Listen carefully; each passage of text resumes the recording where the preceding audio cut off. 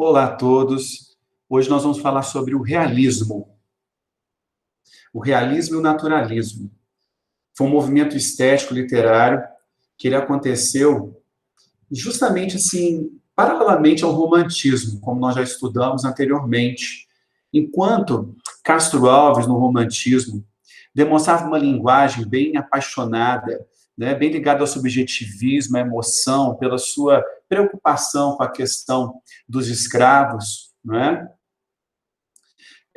Paralelamente a isso, foi criando-se também um movimento, também uma estética, uma ideologia, cuja visão preocupava-se com a realidade também, mas focava de uma forma muito mais objetiva e muito mais racional. Porque enquanto o romantismo ele imprimia uma idealização, um lado emotivo muito grande, com uma linguagem muito sentimental, o realismo já vai imprimir uma visão mais racional sobre a realidade. Então, vamos começar a apresentação aqui.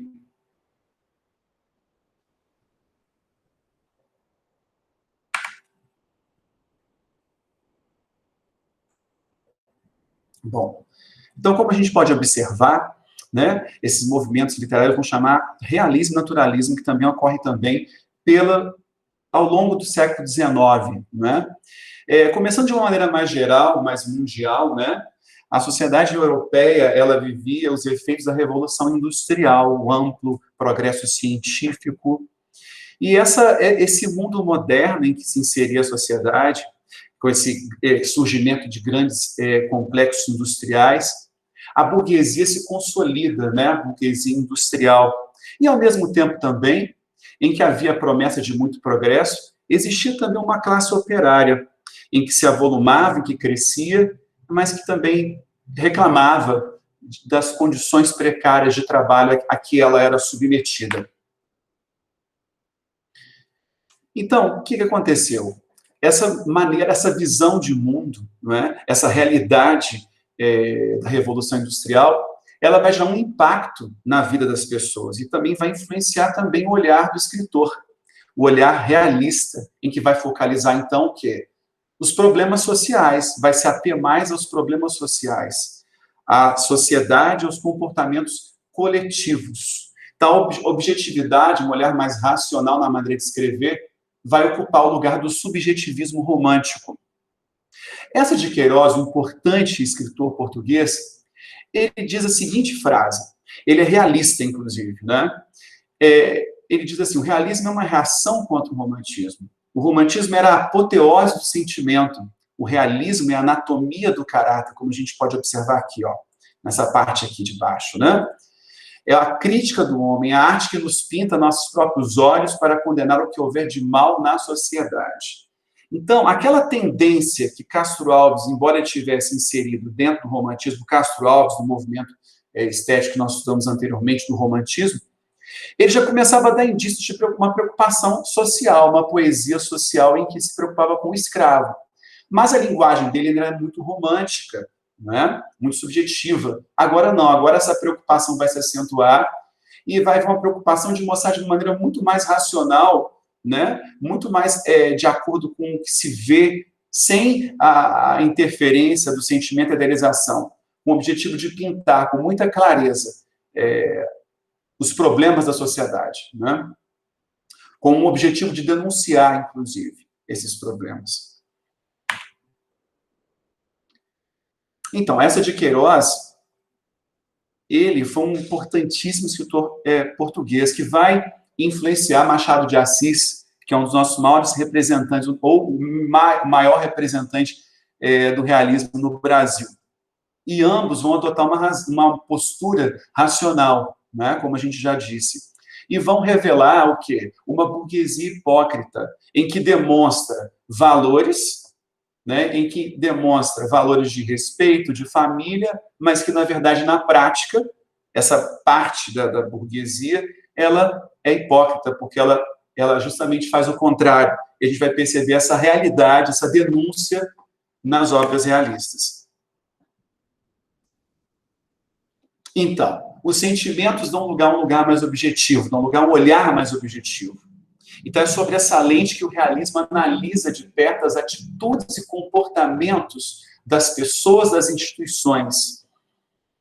E essa objetividade, essa preocupação com a sociedade, esse olhar agudo, né, afiado, vai se acentuar mais ainda no naturalismo, em que vai imprimir nos seus personagens características o quê? De animalização, interpretações instintivas e patológicas, porque vai se basear nas ciências da época, que nós vamos ver um pouquinho mais à frente.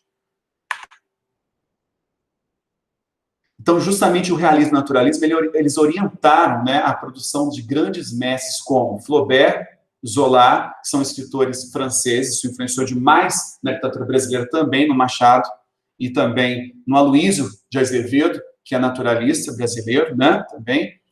Essa de Queiroz, Machado, Aloysio, entre outros, né. Nós vamos focar no Machado de Assis e no Aloysio de Azevedo.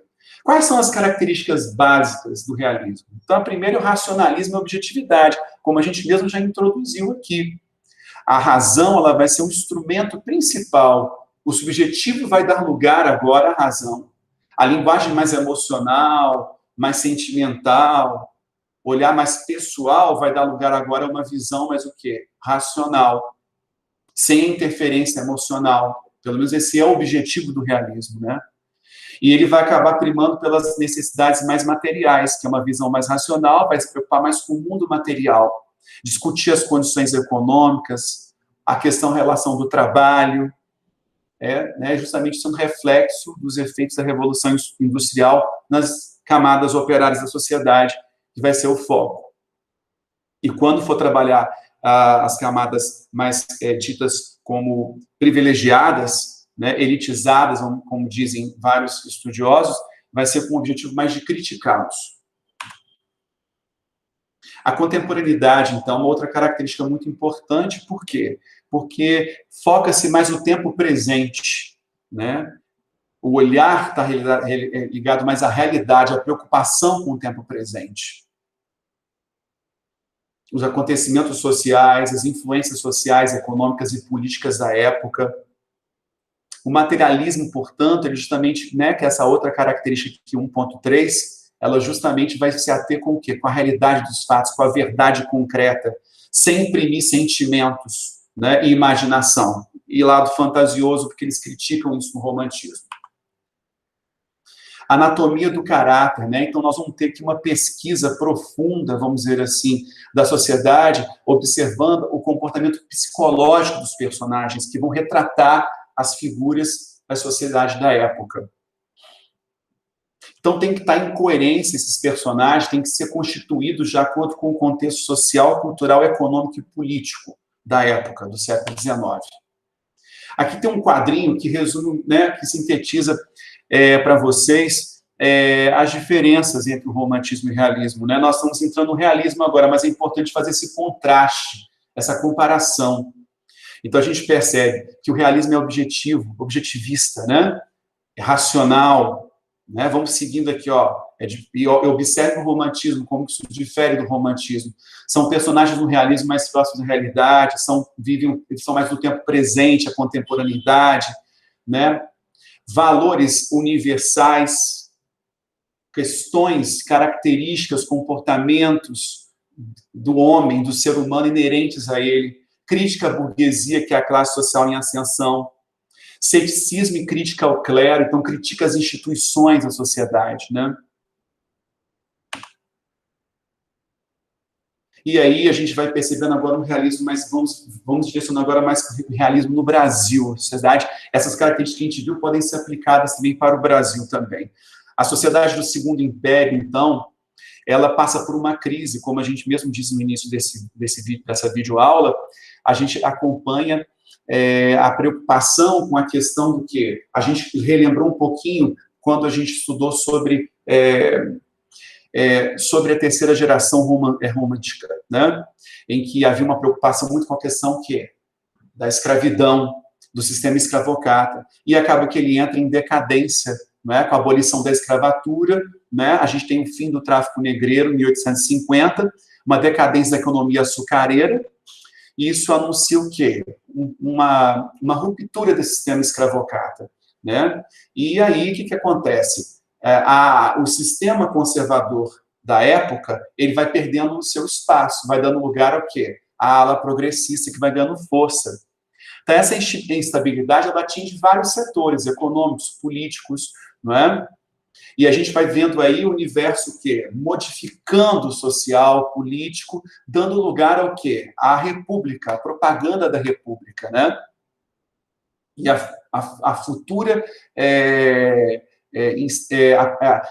a proximidade desse novo sistema político era a república, e a monarquia dando lugar a esse novo sistema, em que a classe hegemônica está representada na figura da burguesia.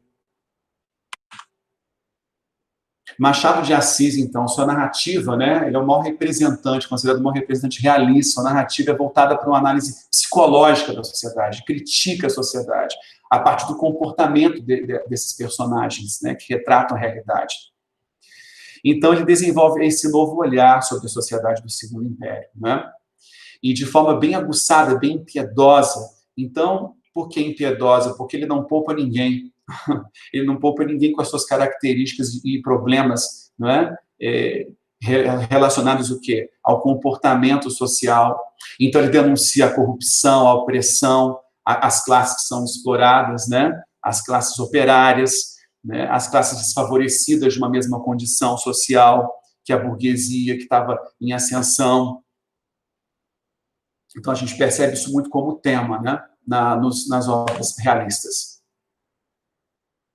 Então, por exemplo, questões sociais, como se preocupa Machado de Assis, em investigar como é a vida com o casamento, ao longo do casamento, e acaba que ele vai tratar o tema adultério, porque demonstra a sociedade em que se apresenta com equilibrada, né, valorizando o respeito, valorizando o amor, mas que, na verdade, por trás, ele vai justamente denunciar o adultério, né? Vai denunciar justamente o tema da traição. Então, isso é muito presente em Machado de Assis.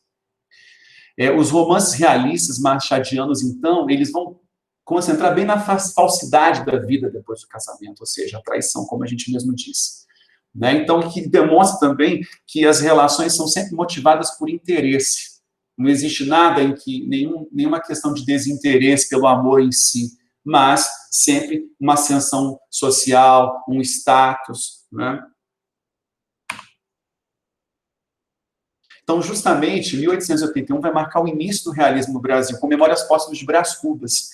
Então, ele é como se ele fosse uma autobiografia desse personagem principal, que é Brás Cubas.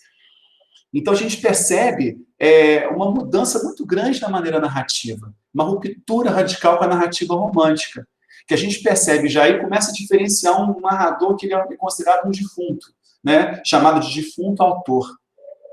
E ele justamente, ele surpreende, porque ele morto, né, na história, ele não tem compromisso nenhum com a sociedade, não tem nada a perder em colocando, em denunciando os problemas da sociedade.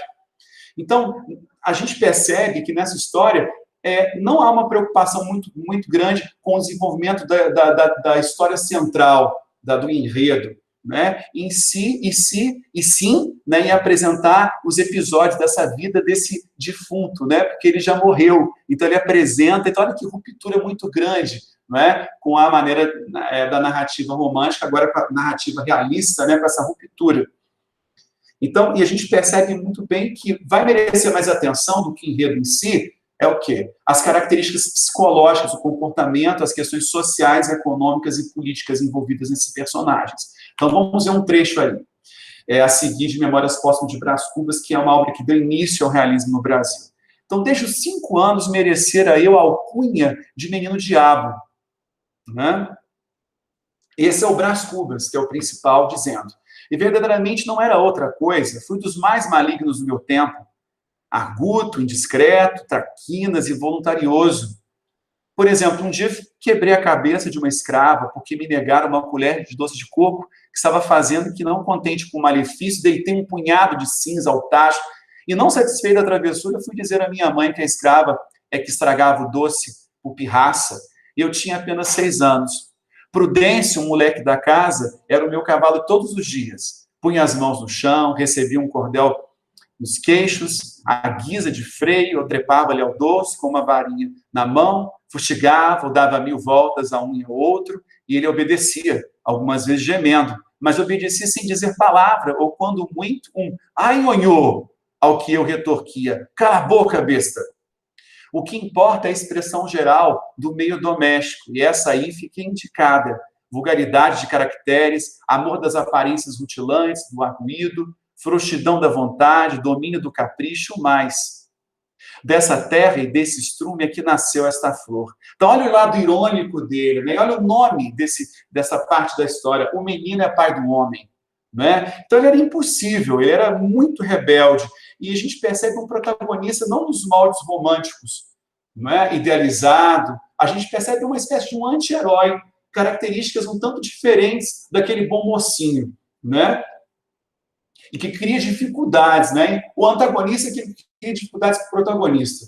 Aqui, no caso, o próprio protagonista, ele cria atitudes em que gera problemas ao entorno, ao seu redor. Então, daí, através do próprio protagonista, Machado também critica, né, todo um comportamento da época burguês, de uma criança, possivelmente, em que faltou-lhe a educação, os verdadeiros valores, não é, de comportamento de respeito, né? O que diferencia muito, né? O que diferencia muito o comportamento daquele mocinho, daquela mocinha romântica, né? Os heróis românticos.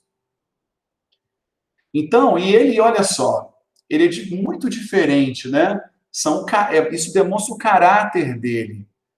Então, ele não tem nada a perder colocando também características e denunciando até os seus próprios defeitos também, vamos dizer assim. Então, seu caráter se formou em um contexto familiar que favoreceu comportamentos prepotentes. Então, isso aí denuncia o tipo de educação, de criação da camada burguesa, né, que inseriu nesse filho e que gerou esse filho prepotente, que aprendeu com esse ambiente, né, hipócrita, vamos dizer assim, que demonstra para a sociedade uma coisa que, na verdade, não é. Né? Então, ele revela um perfil daqueles que ocupavam as altas posições na sociedade. Então, o leitor é forçado a encarar, sem atenuantes, o retrato da miséria humana, né? Individual, né? Que, no caso, não é apenas a social. Ele tinha até muitas condições financeiras, mas é o comportamento hipócrita, né? Psicológico, do caráter dele. Agora a gente vai ver um pouquinho sobre Dom Casmurro, que é uma outra obra importantíssima do Machado de Assis, não é? Aqui a gente tem como narrador Bento Santiago. Ele procura explicar a seus leitores a razão de ter decidido escrever um livro sobre sua vida. Então, Bento confessa ter tentado reconstruir a adolescência na velhice por meio da construção de uma réplica perfeita da casa onde passou sua infância. Mas a estratégia dele fracassou.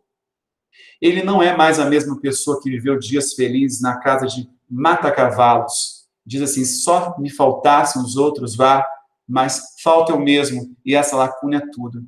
Então, vamos ver aqui um trechinho dessa história desse homem que ele é infeliz. Ele é muito infeliz. Muitas coisas que ele tentou na vida dele deu errado. Deu muito errado. Ele fica tentando reconstituir as coisas que marcaram momentos da vida dele que ele considerava importante, mas mesmo assim, tentando recriar um ambiente da casa onde ele morava, ele também não é muito bem sucedido.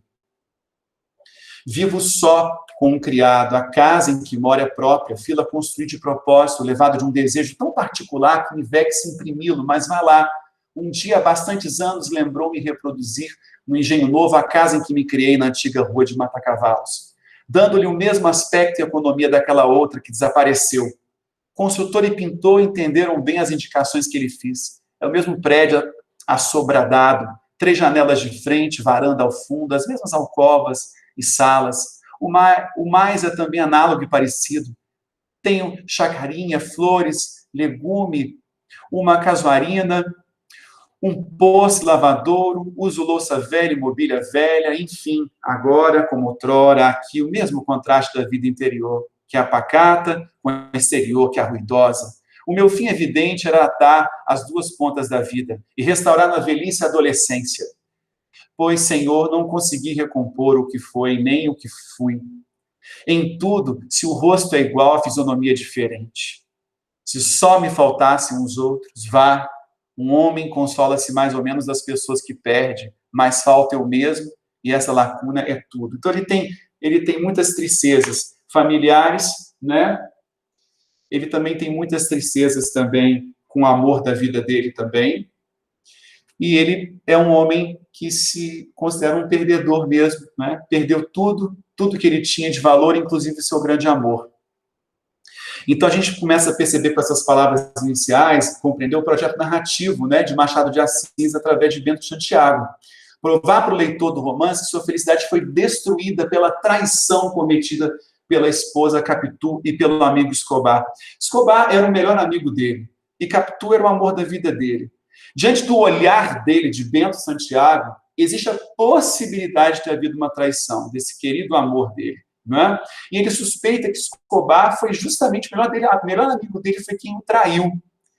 E a personalidade começa a transparecer nas primeiras revelações que faz sobre a vida que leva, né? A personalidade do próprio Bento Santiago, né? Então ele é solitário, sem amigos, então ele se afasta de todo mundo, né? Sem meias recordações de um passado que busca reconstituir. Então Dom Casmurro conta a história de um homem completamente perturbado por um sentimento mesquinho. Então a gente percebe aí a questão do ciúme, do extremo ciúme. Então a gente vai percebendo que os problemas íntimos, psicológicos, do comportamento da sociedade através desses personagens. Que o ciúme é uma coisa que pode levar muito ao que? A destruição de uma vida, de uma família, de um relacionamento, né? Até que ponto a narrativa de um homem certo de ter sido traído pela esposa é certo, né? Vamos dizer assim. Se traído pela esposa é confiável. Porque é o olhar dele, né? É o olhar de Bento Santiago, não é o olhar de Capitu. Então, dizem os estudiosos, se tivesse sido sobre o olhar de Capitu, a possibilidade de não ter havido traição também é grande. Então, como saber, né? Eis a questão, né? Capitu traiu Escobar ou não? Né? Se é que houve realmente esse envolvimento. Então, apenas Bento Santiago, né, esse protagonista amargurado, só decide o que deve ou não ser relatado ao leitor. Né? A grande questão do livro não é se Capitu cometeu ou não adultério. O que importa é perceber como Machado retrata o comportamento de um homem completamente transtornado pelo ciúme. Então, o foco principal do Machado é esse, é o comportamento humano, né? Então, é interessante também que Machado, uma outra maneira de inovar a sua narrativa é a conversa, é o diálogo com o leitor. Então, o leitor no centro da cena literária. A ficção de Machado é caracterizada por um diálogo constante com o leitor. O narrador provoca, insulta, desafia, ironiza seu público. Então, ele diz assim, o senão do livro, né, trecho da obra aqui, mas o livro é enfadonho, chega a sepulcro, traz certa contração cadavérica, vício grave, aliás, ínfimo, porque o maior defeito deste livro és tu, leitor. Tu tens pressa de envelhecer e o livro anda devagar. Tu amas a narração direta e nutrida, o estilo regular e fluente. Este livro é o meu estilo são como os ébrios. Né? Guinam à direita e à esquerda, andam, param, resmungam, urram, gargalham, ameaçam o céu, escorregam e caem. Né? Então é uma forma que ele tem de convencer, de atrair. Ele, o meu livro não é como aquele livro do romantismo anterior. Né? Ele traz realidades, ele provoca, ele chama a atenção de você na sociedade, né? Ele faz você olhar para si mesmo, que está inserido nessa sociedade, né, do século XIX, cheio de problemas, cheio de vícios, cheio de ganância, cheio de hipocrisia. Você pode estar aqui, mas ele não fala exatamente assim, né? Então, agora nós vamos para o naturalismo, que foi uma corrente também ideológica, literária, estética também da época, né? E aí, o naturalismo não é algo completamente diferente do realismo. Eles se encontram, eles têm algo a ver, porque ambos denunciam a realidade, né? Mas nós vamos perceber que o naturalismo ele tem uma influência mais diretamente com as ciências, com as ciências da época, como influência de Charles Darwin, né? Com o evolucionismo, com a origem das espécies, né? Segundo ele, o ser humano era fruto do resultado de um longo processo de evolução, né? Então as pessoas vão se adaptando, quer dizer, os seres, né? Os seres vão se adaptando conforme a sua capacidade de sobrevivência, né? Então a sua defesa do evolucionismo causou revolta ao afirmar que seres humanos e primatas tinham um ancestral comum, porque isso levou a sociedade a pensar que a divindade não tinha nada com isso, com o ser humano, não é? Com a origem do ser humano. Então, tudo está explicado através das leis biológicas, do meio, da raça. Então, nos estudos de Darwin, duas ideias merecem atenção, porque influenciaram o naturalismo, né? O realismo, principalmente o naturalismo. A constatação de que o ser humano é um animal como outro qualquer, e a crença de que a natureza promove um processo de seleção, e no qual que vai sobreviver os mais adaptados. Isso vai também gerar uma influência na constituição das obras naturalistas. Os personagens, eles vão ser constituídos dessa forma. Então, neste contexto, a gente também vai ter o positivismo, que é uma forma de analisar a sociedade, de comprovar só através do que aquilo pode ser palpável, através da ciência, e através de Politain, né, que vai também criar uma filosofia, o determinismo, em que vai explicar, né, aqui estamos nesse parágrafo aqui, Politain, né, quais fatores deveriam ser considerados na interpretação, na apreciação das obras literárias naturalistas. Segundo ele, o indivíduo era socialmente condicionado por 3 fatores, são esses: a raça, o meio e o momento. Então, isso vai definir a vida dele, o comportamento dele.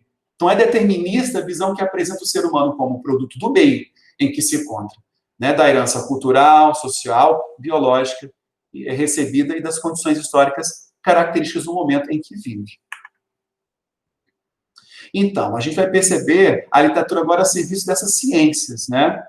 Então, o naturalista, agora uma coisa que, o que tem em comum o realismo com o naturalismo? A preocupação em denunciar os problemas sociais. O que tem de diferente? Ele vai procurar não se ater muito à análise psicológica dos personagens, como a gente acabou de ver através de Machado de Assis, mas ele vai dedicar uma análise dos fenômenos coletivos, né, baseados na tese determinista, como a gente acabou de ver aqui, que o ser humano ele é influenciado pelo meio, pela raça, pelo tempo em que ele está envolvido, né? Então, volta-se um olhar para uma classe social que não havia ainda merecido destaque nos romances. A gente vai perceber isso mais forte agora, o proletariado, né? Então, esse desejo do caráter científico define as condições de produção dos romances naturalistas, né? A gente vai perceber que os personagens, né, o comportamento dos personagens em espaços, né, em que há o choque das classes sociais. Então, é a questão do meio social, o que é influenciando esse indivíduo. A gente vai perceber também que ambos esses movimentos, eles, lembrando, eles são simultâneos, né, o realismo e o naturalismo. Bom, então, a gente vai perceber a linguagem das obras naturalistas, né? A gente vai perceber a animalização do ser humano. Então, além de descrever a intimidade dos personagens, o naturalista, ele vai o quê? Vai revelar, né, de que maneira as pessoas submetidas às condições subhumanas de vida e de trabalho, ou outros tipos de provocações externas, como a agressão e a violência física, a incitação do desejo sexual, né? Então, eles influenciados por essas questões da violência, da agressão, né? Dessas questões da incitação do desejo sexual, que era muito presente na sociedade da época, né? Já era muito forte, acabam perdendo a própria humanidade, essas personagens envolvidas por essas questões, que sofrem essas influências, né? Que são prejudicadas por essas questões, elas acabam perdendo o que? A humanidade, né? E sendo dominadas pelos próprios instintos animais. Então, isso a gente vai chamar o quê? De animalização, né? Tem gente que chama de zoomorfismo, zoomorfismo, isso. O foco narrativo em terceira pessoa é muito presente, como uma forma de você poder olhar de uma maneira panorâmica, né, os problemas sociais, né? O olhar racional, objetivo da realidade. E o naturalista, ele torna isso de maneira mais aguçada, né, na questão mais social, né, na questão social, esse olhar racional. Com uma realidade de forma fotográfica, compondo um espaço formado por apresentação de imagens que se sobrepõem umas às outras, como a gente vai perceber no Curtiço.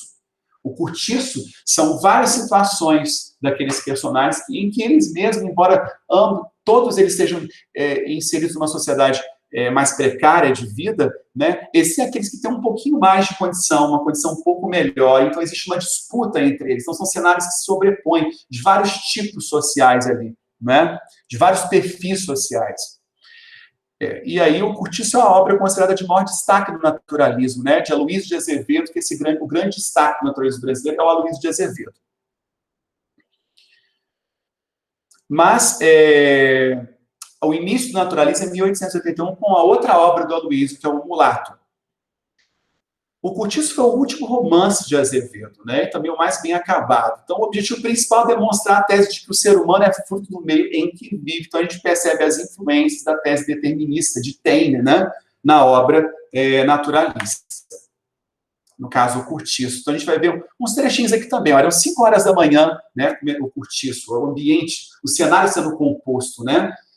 Acordava o Curtiço como se fosse uma personificação do Curtiço, como se ele fosse um organismo vivo. Então, há uma personificação aqui, uma prosopopeia, né? Abrindo não os olhos, mas a sua infinidade de portas e janelas alinhadas. Então, no confuso rumor que se formava, destacavam-se risos, sons de vozes que altercavam, sem saber onde, grasnar de marrecos, cantar de galos, cacarejar de galinhas. Daí a pouco, em volta das bicas, era um zum-zum crescente. A gente está aqui, ó, nessa linha aqui. Uma aglomeração tumultuosa de machos e fêmeas. Olha só a questão da animalização. Né? Uns após outros lavavam a cara incomodamente debaixo do fio de água que escorria da altura de uns 5 palmos. O chão inundava-se, as mulheres precisavam já prender as saias entre as coxas para não as molhar. Vê-se-lhes a tostada nudez dos braços do pescoço, que elas despiam, suspendendo o cabelo, tudo para o alto do casco. Os homens, esses não se preocupavam em não molhar. O pelo, ao contrário, metiam a cabeça em debaixo da água e esfregavam com força as ventas e as barbas, né? Forçando e fungando contra as palmas da mão. Então, a gente vê verbos e características muito próprios dos animais, né, sendo atribuídas ao homem aqui, o processo de animalização. Então, o narrador ele usa verbos substantivos para mostrar essa animalização. E esse é o campo semântico, né, de significado que a gente percebe aí para imprimir esse contexto em que o naturalista gostaria de mostrar e denunciar essa realidade sofrida dessa sociedade. Assim, além de fazer referência, né, como machos e fêmeas, o narrador também usa os substantivos casco, pelo e ventas. Para descrever a higiene matinal, ele seleciona os verbos forçar e fungar, aqui a gente está aqui nessa segunda questão, que normalmente são usados para o quê? Para o ato de farejar a terra e revolver, como os porcos e os cães fazem. Né? Então, a gente percebe isso também, o uso de termos hiperbólicos, um caráter hiperbólico, de imprimir um certo exagero, justamente para intensificar e denunciar melhor essa descrição do comportamento animalizado da sociedade, desse tipo de sociedade, em que o naturalista é muito preocupado com essa questão, dessas classes sociais desfavorecidas.